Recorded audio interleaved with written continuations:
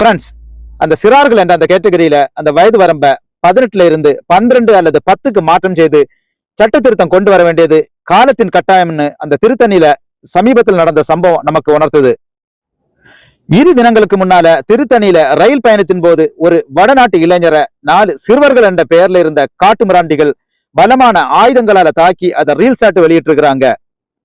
இந்த காட்சிகளை பார்க்கும்போது நம்ம எப்படி ஒரு சமூகத்துல வாழ்ந்துட்டு இருக்கிறோம்னு சொல்லிட்டு நமக்கு நினைக்க தோணுது.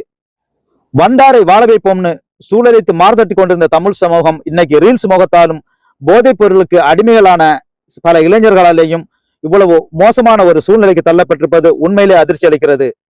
தமிழக காவல்துறை இந்த 4 இளைஞர்களையும் கைது பண்ணி நீதிமன்றத்துல ஒப்படைச்சு நீதிமன்றம் அவங்கள கூர்நோக்கு இல்லங்கள்ல அனுமதிச்சிருக்காங்க.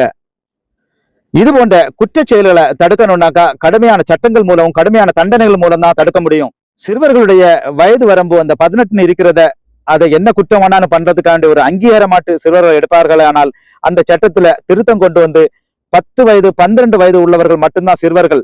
அதற்கு மேல் வயது உள்ளவர்கள் என்ன குற்றம் செய்தாலும் அவர்களுக்கு கடுமையான தண்டனைகள் கொடுக்குங்கிறது தான் என்னோட வேண்டுகோள். தேங்க்யூ.